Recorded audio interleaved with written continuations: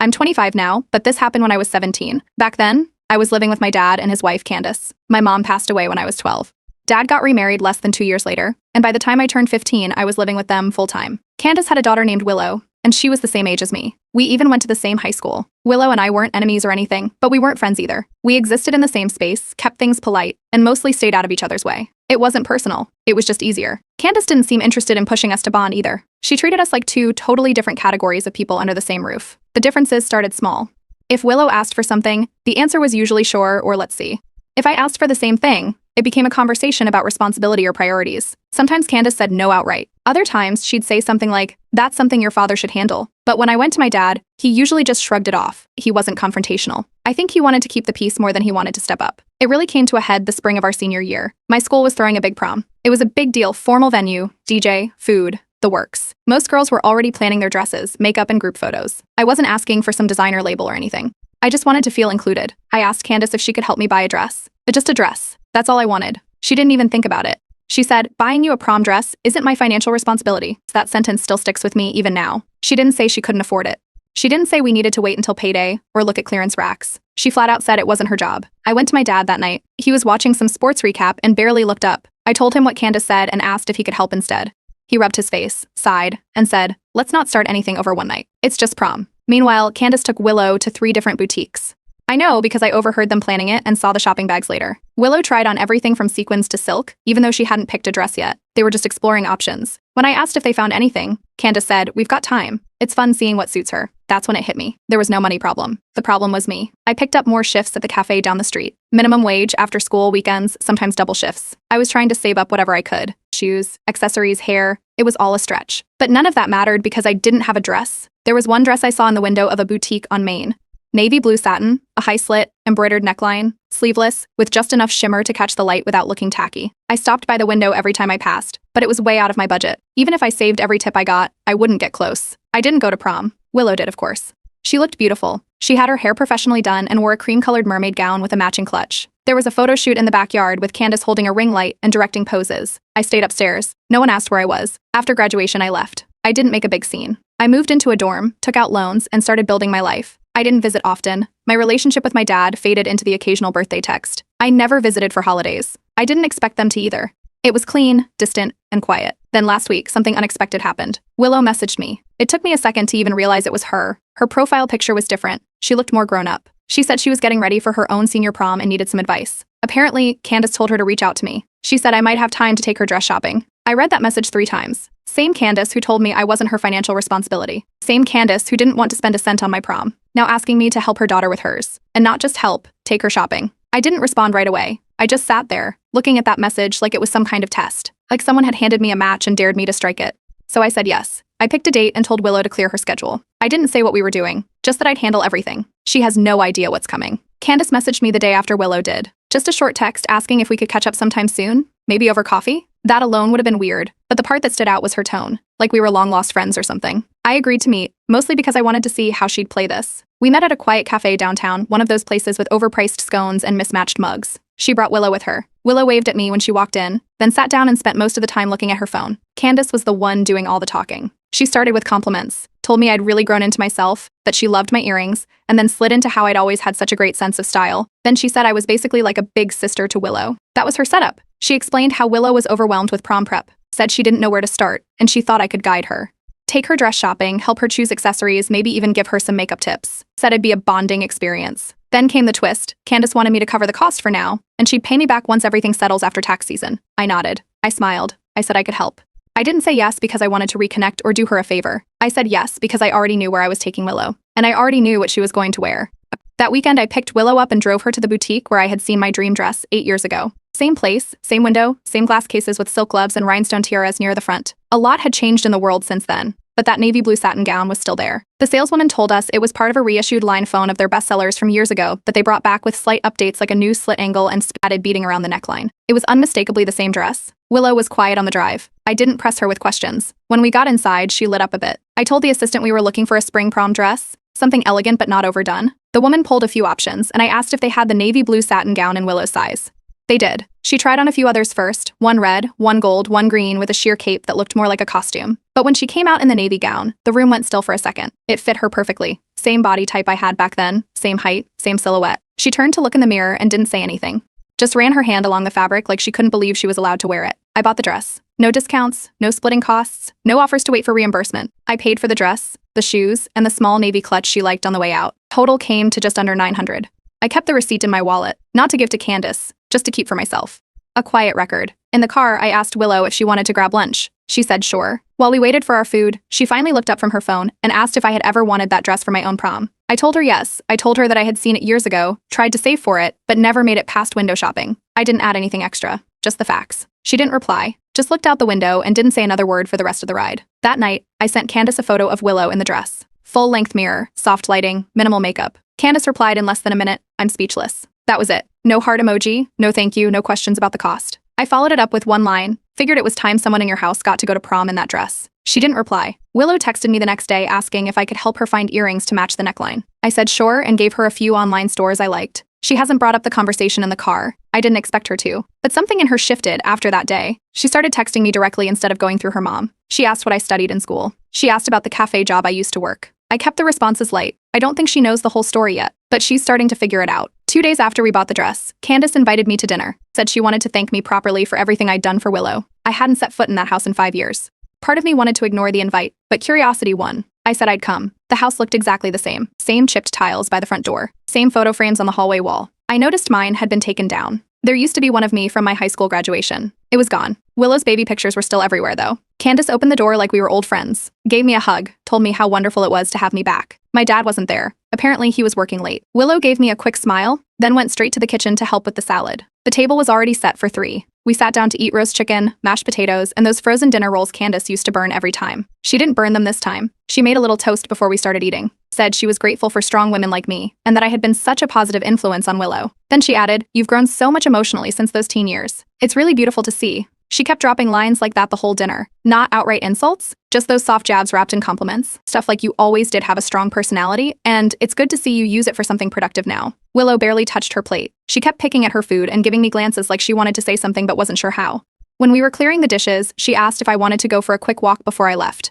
Candace said it was a great idea, just like old times, even though that never happened when I lived there. We walked around the block. It was cool out. Willow had on a hoodie over leggings, her hair pulled up in a clip. She didn't talk at first. We got about halfway down the street before she stopped and asked, "You knew she refused to buy you a dress back then, didn't you?" I told her the truth. That I had loved that exact dress for prom. That I asked Candace for help and was told no. That I worked a job after school trying to save for something close, but never got there. That I didn't even go to prom because it didn't make sense to show up in something I didn't feel like myself in. She looked straight ahead when I said it, and she told me something that threw me off. Back when they started shopping for her dress, Willow said she had found a different gown online. It was simple, half the price, and she liked it. She showed it to Candace, thinking it'd be a good option. But Candace told her no, said it wasn't the look we want. Turns out, Candace had been pushing her toward the navy gown for weeks.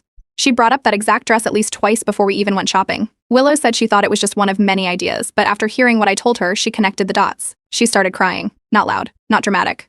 Just silent tears rolling down her face while she stood there on the sidewalk. She said it felt like Candace was dressing her up to fix something she messed up years ago, like she was trying to rewind time and get a second chance using her own daughter. I didn't interrupt. I let her get through it. Then I hugged her. I told her she didn't owe Candace the perfect prom, that it didn't have to be anyone's redo, that it could still be hers if she wanted it to be. She pulled away and said she already had a plan. She was still going to wear the dress because she loved it, but she wanted to change it, make it hers. Add a black leather jacket, chunky heels, messy curls instead of an updo, nothing traditional, just her. Before we turned back, she asked me something else. Prom pictures were going to be at a park near their school. Most kids were bringing their parents or siblings for photos. She wanted me to come with her, not Candace, just me. I said yes, not with a big speech or anything, just a simple yes. We walked back in silence, and when we got to the house, Candace was waiting at the door with a mug of tea like she hadn't been watching from the window. Willow hugged me again before I left and said she'd text me the details. I got in my car, started the engine, and watched them walk inside. Candace didn't look back. This isn't over. Not yet. The morning after that walk with Willow, my phone rang before I'd even finished brushing my teeth.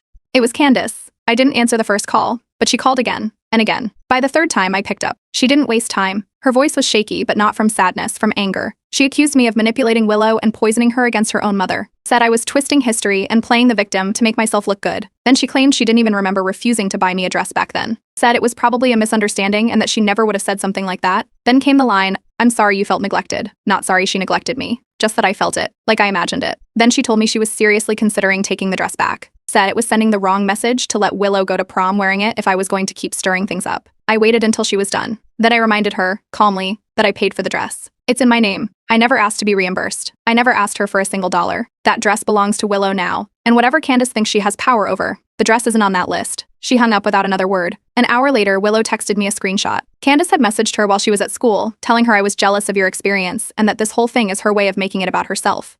Willow didn't even reply to her. She sent me the screenshot with no context, then called me when she got home. She didn't sound confused. She sounded done, said she didn't think she had ever really seen her mother for who she was until now. Not just about the dress, but the way she acted like things from the past didn't matter until they got in the way of how she wanted things to look. That same afternoon, Willow took the dress to a small local boutique where a friend of hers worked part-time. They had a seamstress on site who specialized in prom alterations. She brought the jacket she wanted to wear with it, and they pinned the hem slightly higher so it'd show her boots better. She wanted the neckline adjusted too, less polished, more playful. While they were halfway through the pinning, Candace showed up. Somehow she'd found out where Willow had gone. She walked into the boutique like she owned the place, marched up to the dressing room, and demanded to see what they were doing to the dress. When Willow didn't respond, she started raising her voice, told the seamstress to stop, said she hadn't approved any changes and that they were ruining the integrity of the gown. The staff had to intervene. One of the assistants walked over and asked her to leave. Candace tried to argue, said she was the parent, but they reminded her that the customer was 17 and paying for the alteration herself. She stood in the middle of the boutique, looking like she couldn't believe someone dared to say no to her. Then she stormed out. After she left, Willow sat down in the little fitting room and cried. Not for long, but it was clear something cracked. She told the seamstress to go ahead with every change they had discussed. Then she looked at me and said, I don't want her involved in any of it anymore. That night, she told Candace she didn't want her at the pre-prom photo shoot, didn't want her at the send-off, didn't even want her in the parking lot. She'd already arranged to go to the park with her friends and I would be the one taking her photos. She made it clear. This was her night, not Candace's second chance. The fallout came fast. A few days later, Candace's sister messaged me again, this time through a different number I hadn't blocked yet. She said she'd heard some stuff and wanted to know my side. I didn't go into the whole history, just told her Willow had made her decision and I was there to support it. That was enough. Back at the house, things shifted. Willow told me that Candace wasn't speaking to her much directly anymore, but she'd started making loud comments when Willow was nearby. Things like some people don't respect boundaries, and you do everything for them and they spit in your face. She never said names, but it was obvious who she meant. The passive-aggressive guilt trips didn't stop Willow. She started spending more time at her friend Brielle's house after school. They were planning hair and makeup together, finalizing the look. The dress was ready, alterations were finished and paid for. The only thing left was the actual day, and Candace still hadn't accepted that she wouldn't be part of it. There's more coming. A lot more. Prom day came faster than expected. Willow asked me to come over early to help with hair and makeup, so I showed up just after breakfast with curling wands, a makeup bag, and the earrings she picked out last week. The house was quiet. Too quiet. Candace was home, moving around the kitchen like she was looking for something she wasn't going to find. She didn't greet me, just opened the fridge, shut it again, and walked down the hallway like she had errands in her own home. Willow didn't say anything to her, either. She set up a chair in front of the hallway mirror and sat down while I started curling her hair. It was the first time I'd ever seen her get ready for something without asking her mom's opinion. We picked a soft bronze for her eyes, added a little shimmer, and tied it all together with nude lipstick. When it was time to get into the dress, she disappeared into her room for a few minutes. I stayed in the hallway, tidying up bobby pins. When she opened the door, it felt like time paused for a second. The navy blue gown fit her perfectly. The seamstress had adjusted the neckline, added a bit of texture to the waistline, and stitched her jacket to tuck just right at the shoulders. She wore boots underneath, just like she planned. Not high heels, just short black boots with a thick sole. When she came downstairs, she glanced at her reflection, then looked at me and said, "It feels like this dress was meant to be mine," even before I was ready for it. Candace didn't say anything. She stood at the bottom of the stairs, holding a half-full mug, staring at Willow like she didn't recognize her own daughter. Willow walked right past her and grabbed her bag from the living room. That was it. No have fun, no hug, no photos in the backyard. We drove to the botanical garden, where her school was doing pre-prom photos. A bunch of her classmates were already there with their families. Tripods, flower arches, folding chairs, even a food truck parked by the entrance for drinks and snacks. Willow met up with her friends, Brielle, 2 other girls, and a guy named Mason, and they started posing by the fountains. Candace had said she wouldn't come. She told Willow earlier in the week that if she didn't want her there, she'd respect that boundary. That turned out to be a lie. Halfway through the shoot, a black SUV pulled up near the edge of the garden's private section. Candace stepped out in a full-length emerald green gown with sequins on the sleeves. She had on heavy makeup, sparkly earrings, and heels that sunk slightly into the grass with each step. She looked like she was going to prom.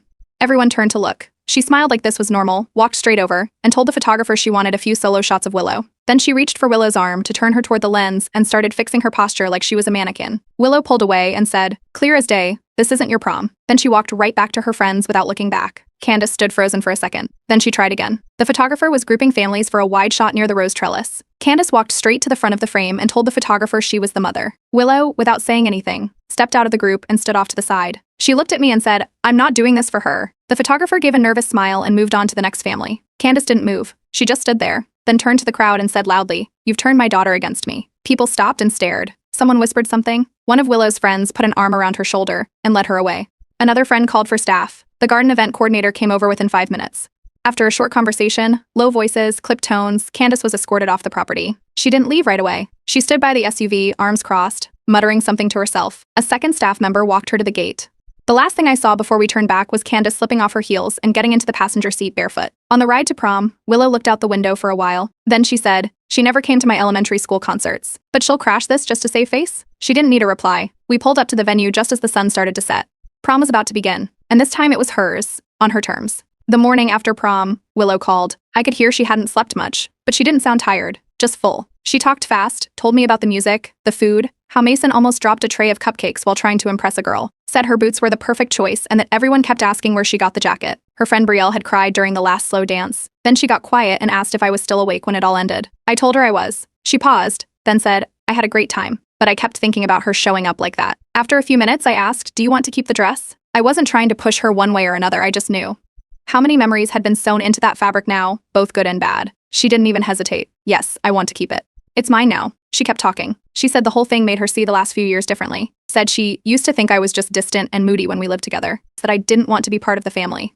But now she realized how quiet it must have felt, being surrounded by people who only saw you when they needed something. She asked if it was true that I worked during school. I told her, yes. After class and weekends at the cafe, saving every tip and a 10 under my bed. I used to walk past that boutique every Thursday on my way home. It became a routine. Look at the dress. Picture myself in it. Keep walking.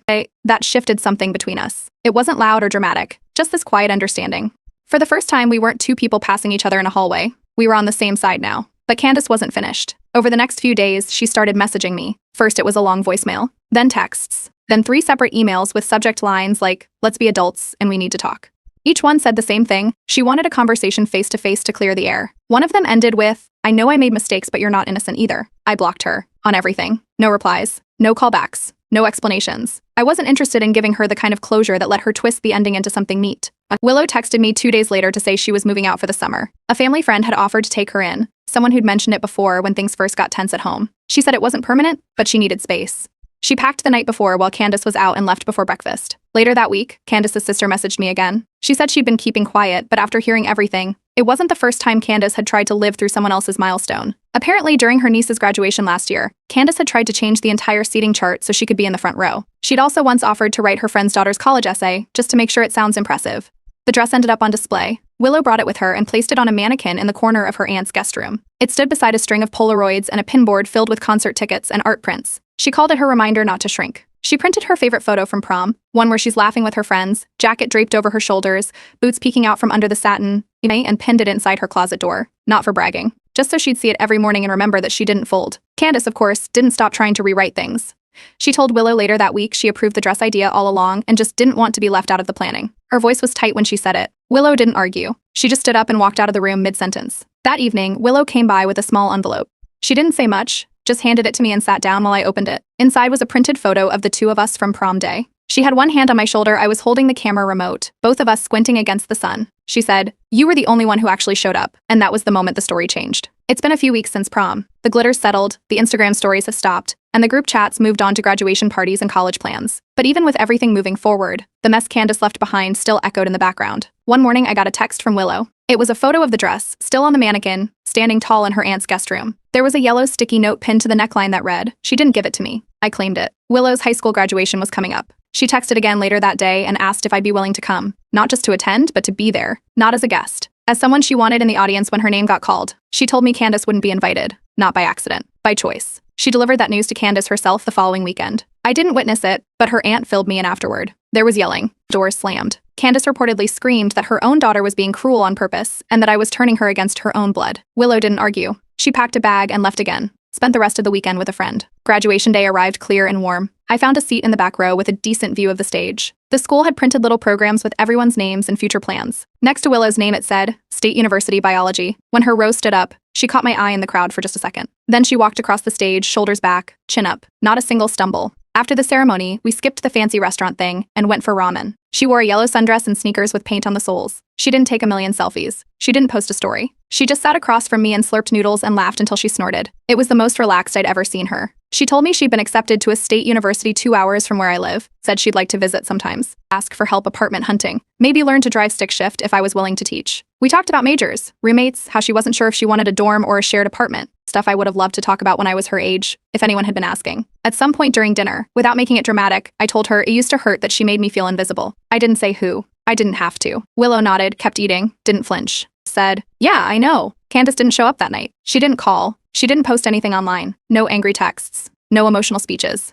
Her silence felt planned, like she was waiting for the moment to recenter the spotlight, like she was hoping someone would come ask for her version. Willow told me Candace had already started spinning a new story at home, saying the whole thing was her idea, that she let me be involved with the dress to give me closure. She said Candace called it a kindness. Willow rolled her eyes so hard she nearly knocked over her drink. We laughed. Not because it was funny, but because it didn't sting anymore. That version didn't hold power now. The dress didn't belong to Candace's guilt trip, or some sad attempt at rewriting history. It belonged to the girl who wore it to prom, turned heads, and walked away with her head high. Before I dropped her off, Willow told me she didn't want to box the dress up. She didn't want it stored in an attic or stuffed in plastic. She said she wanted to keep it visible. Maybe one day she'd let a future little sister, niece, or daughter try it on, not to follow a tradition, but to remind them that they never have to wear anything for someone else's story. And that was it. No dramatic speech. No tearful goodbye. Just a dress on a mannequin, a girl who finally felt seen, and a shared moment in a ramen shop where laughter meant more than closure. I used to think not getting that dress was the biggest heartbreak of my teenage years, but it wasn't. The heartbreak was believing that moment defined me. Watching someone else wear that same dress and turn it into a declaration instead of a reminder, that wasn't just healing. It was something better. It was enough.